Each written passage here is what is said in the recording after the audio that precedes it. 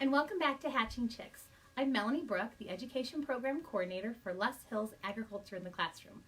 Les Hills is a regional effort of the Iowa Agriculture Literacy Foundation.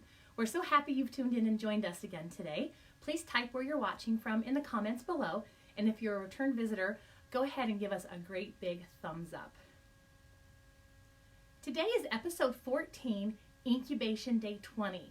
It's getting really exciting around here. As I was getting ready for the video today, I actually heard some chirping behind me, and I turned and looked, and one of the eggs is actually starting to move. So that tells me that the baby chick could be pipping through any day now. So what are we going to need when the baby chick pips through? Just like people, chicks need food, water, air, shelter, and space. This tote is going to supply everything that the chick needs its first few days of life. So we'll go ahead and go over those things in the tote.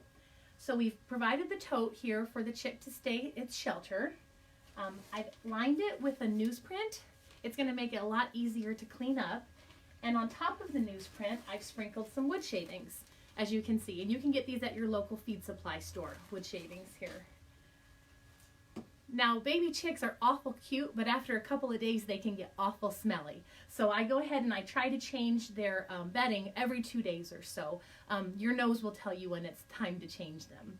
So we've provided the water. This will be fresh water that they can drink. Like we talked about, after they hatch, we're going to have to kind of dip their beaks in the water so they get used to drinking. These are the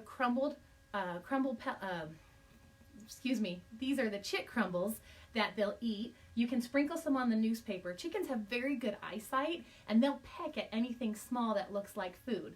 So they'll be eating quite a bit of those crumbles, and right from the very first day.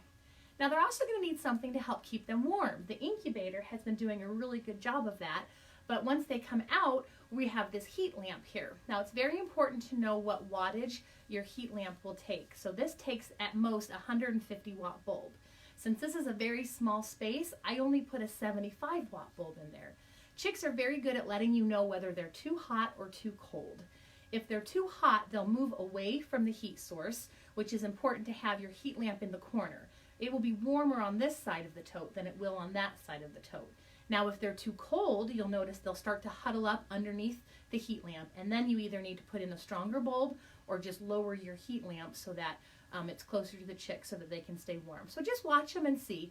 Again, if they're too hot, they'll start to splay their wings out, and you'll notice they'll be doing a little bit of panting. So if they're too hot, go ahead and raise your bulb up, get them a little bit further away from that heat source.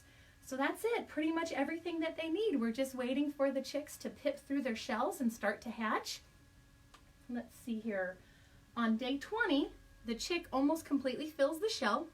The yolk is almost completely absorbed inside the chick's body.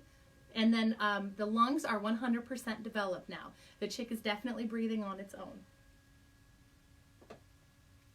Our incubator is still at 65% humidity, and you might start to notice there's some water droplets around the incubator here. So that tells us that there's enough humidity that that membrane is going to be able to, the chick will be able to pip through it very easily, and it will have an easier hatch process. So make sure to tune in tomorrow. We're really excited for these chicks to join us. We'll be tuning in live at 1:30 tomorrow unless we start to detect some more movement, and then I'll post on Facebook Live as soon as the chicks start to hatch.